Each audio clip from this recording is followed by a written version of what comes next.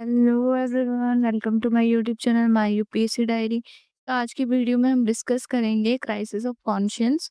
Already हम बाकी के जो टर्म्स हैं, टोटल 7 टर्म्स हम कवर कर चुके हैं। 8th टर्म है जो मैं डिस्कस करूंगी अभी।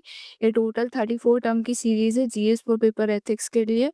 बहुत इंपॉर्टेंट है ये। अगर आप एथिक्स को प्रिपेयर कर रहे हैं तो इन टर्म्स का आपको नॉलेज होना बहुत इंपॉर्टेंट है।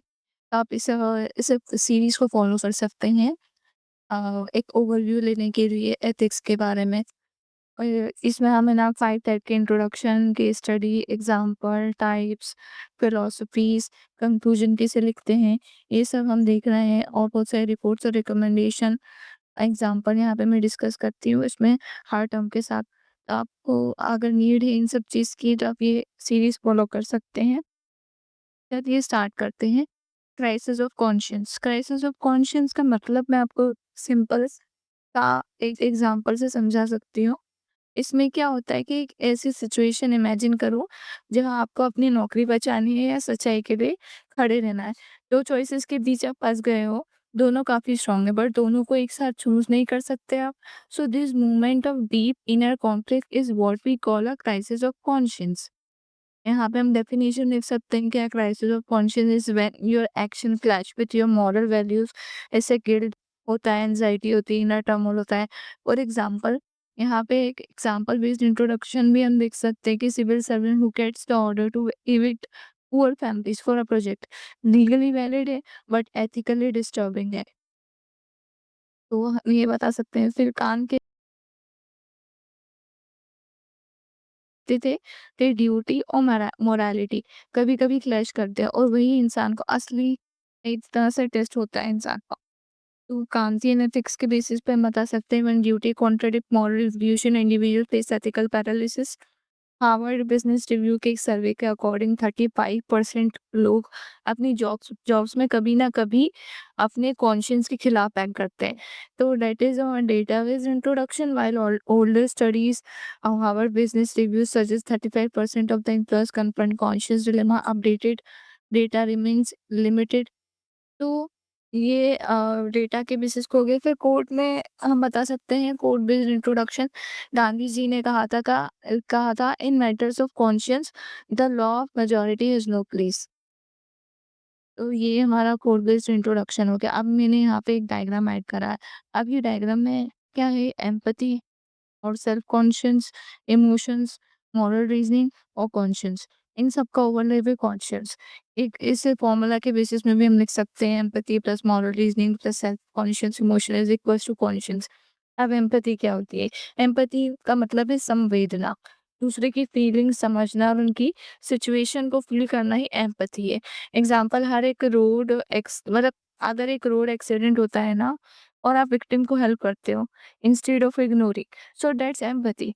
The empathy is the bridge that connects your heart with someone else, man. I hope you understand. Second है moral reasoning, नैतिक तर्क। ये दिखाता है कि आपने जो डिसीजन लिया है ना, वो सही गलत के लॉजिक पर बेस्ड है या नहीं। एक स्टूडेंट एग्जाम में चीटिंग करने का उसको चांस मिलता है, पर वो उसे नहीं लेता क्योंकि उसे लगता है ये अनफेयर है। तो this is a moral reason. तो right is not always easy but it is always right. Third is the self conscious emotions, आत्म जागरूक भावनाएं। इसमें गिल्ट, शेम, प्राइड और एम्बैरेसमेंट आते हैं। जब आप कुछ गलत करते हो और गिल्टी फील करते हो ना, तो that pushes you towards correction. अगर आपने किसी दोस्त से झूठ बोला है और बाद में गिल्टी महसूस करके माफी मांगते हो, तो that self conscious emotion. Guilt is the whisper of the conscience and guiding us back to the path of integrity. अब इसमें होता है इसका ओवरलैप होता है कॉन्शियस, अंतरात्मा। ये 3 चीज़ों का इंटरसेक्शन है, ये empathy plus moral reasoning plus self conscious emotion. जब ये तीनों एक साथ आते हैं ना, तब आपके डिसीजन सच में एथिकल और इंसानियत वाले होते हैं। एक आईएएस ऑफिसर करप्शन देखकर अपनी नौकरी रिस्क में डालकर विसल ब्लोअर बनता है। उसने एम्पैथी, लोगों के साथ किया है, मॉरल रीजनिंग, सही और गलत का फर्क, और सेल्फ कॉन्शियस इमोशन, गलत सिस्टम का पार्ट ना बनने की गिल्ट, तीनों को कंबाइन किया है। तो कॉन्शियंस क्या हो गया? ये एक तरह से इनर वॉइस हो गया, where empathy meets reason and integrity is born. तो ये रियल लाइफ कनेक्शन से अगर मैं रिलेट करूँ तो गांधी जी का सत्याग्रह कॉन्शियस का एग्जाम्पल था। Empathy for apprised, moral reasoning against injustice and self conscious pride in truth. तो ये डायग्राम आपको अच्छे से समझ आ गया होगा, एग्जाम में आप इसे बना सकते हैं। इस तरह से आप अच्छे मार्क्स गेन कर सकते हैं डायग्राम डालकर। अब causes of a crisis of conscious. First is the conflicting values. जब पर्सनल और प्रोफेशनल ड्यूटीज जो क्लैश करती हैं, जैसे राजस्थान का आरपीएससी पेपर लीक स्कैंडल, कुछ ऑफिशियल्स ने माल प्रैक्टिस को इग्नोर कर दिया और ऑनेस्ट ऑफिसर एक मॉरल डिलेमा में फंस गए थे इससे। तो ये हम बता सकते हैं। Second is the moral relativism versus absolutism. जब ट्रुथ और कन्वीनियंस के बीच चॉइस हो। एनडब्ल्यूएसी के ब्राइबरी केस, जहाँ एजुकेशन एक्रेडिशन को पैसे के लिए कॉम्प्रोमाइज किया गया। So that is the example. Third is the social and peer pressure. Social and peer pressure is like कभी-कभी अपनी टीम, बॉस या पॉलिटिकल सिस्टम के प्रेशर में एथिक्स को दबा देते हैं। तो that comes under social and peer pressure. Fourth is legal versus ethical dilemma. जब कानून को चलाव पड़ता है लेकिन आपकी कॉन्शियंस मना करती है। Justice Yashwant Varma cash row. कानूनी प्रोसेस स्लो था बट मॉरली सिस्टम को तुरंत तय करना चाहिए था इसमें। तो that comes under the legal versus ethical dilemma. And फिर the fear of consequences. Truth बोलने का मतलब है जॉब खतरे में।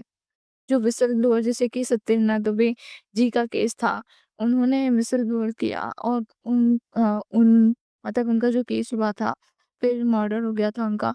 तो ये फ़ियर ऑफ कॉन्सिक्वेंसेस में हम उनका एग्ज़ाम्पल देते हैं सत्येंद्रनाथ दुबे जी का। फिर impact of a crisis of conscience. अब इसमें क्या डालेंगे हम? Emotional stress, guilt, anxiety, sleepless night. तो ये उसका इम्पैक्ट होता है, inner turmoil leads to guilt, anxiety. और फिर सेकंड है मॉरल डिसएंगेजमेंट। सब कर रहे हैं, मैं भी कर लेता हूँ, क्या फ़र्क पड़ेगा? This is dangerous. Moral disengagement बोलते हैं इसे। फिर थर्ड है डिसीजन पैरालिसिस। एक्शन लेने की हिम्मत नहीं होती, पैरालिसिस हो जाता है डिसीजन लेने में। When forced to choose between ethics and duty, officials may become immobilized। Damage trust. RPSC जैसे केसेस पब्लिक ट्रस्ट को हमेशा के लिए डैमेज कर देते हैं, फिर भरोसा कर पाना बहुत मुश्किल होता है। फिर देखते हैं relationship, sorry, resolving resolving a crisis of conscience. तो हियर वी कैन से कि यहाँ पे courageous ethical decision making is one of the resolution.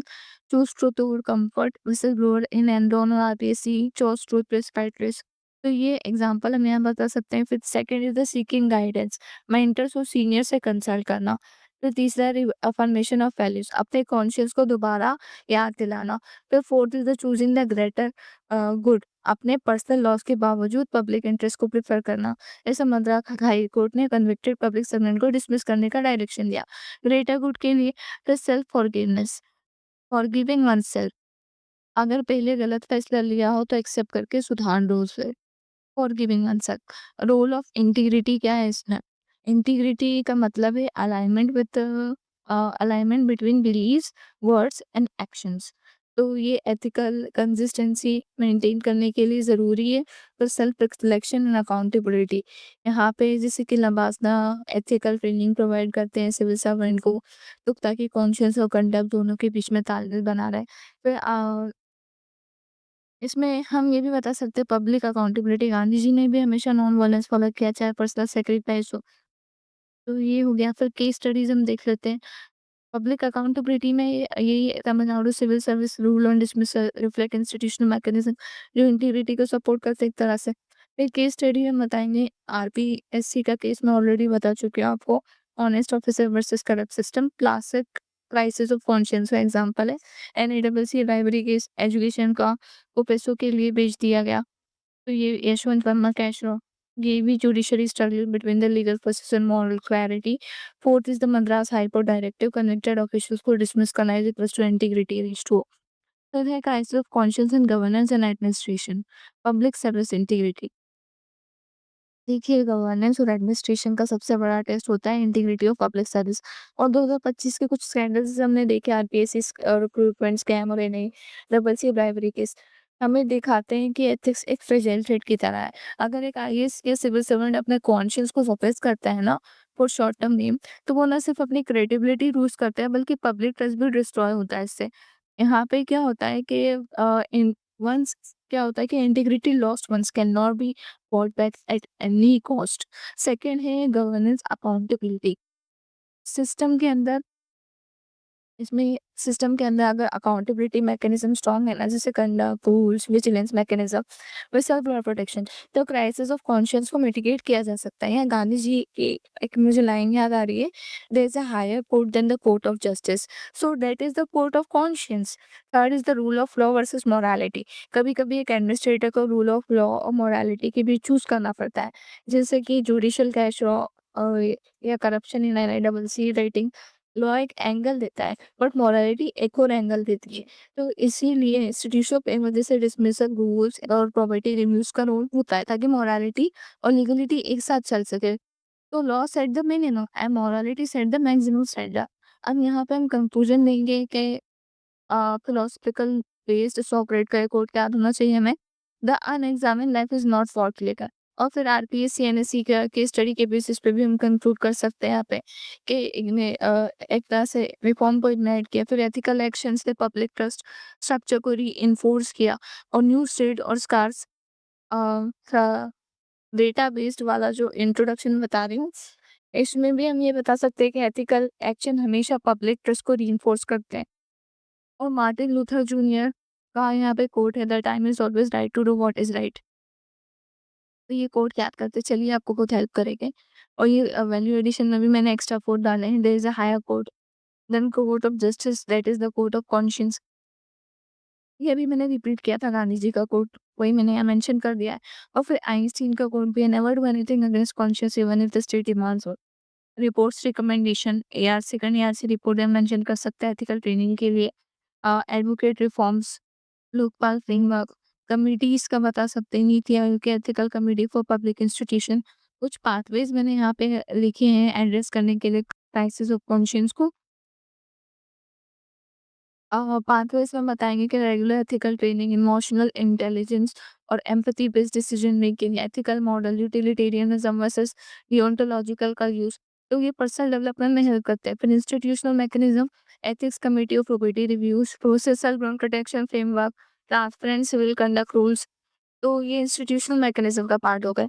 तो आपको इन बात से समझ आ रही होगी कि institution should not punish ethical choices, they must protect them. तो एट द एंड आप यहाँ पे एक और अब्राहम लिंकन का कोट भी मुझे ध्यान आया इसमें, कि उन्होंने कहा था, one said, I am not the bound to win but I am bound to be true.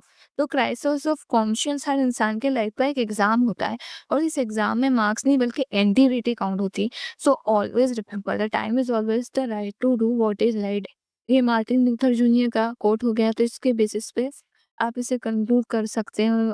तो ये इतना ही था आज के वीडियो में। आई होप आपको समझ आया होगा। अगर आपको वीडियो पसंद आया है तो चैनल को सब्सक्राइब कर लीजिए, वीडियो को लाइक करिए, शेयर करिए, कमेंट करिए। मिलते हैं नेक्स्ट वीडियो में।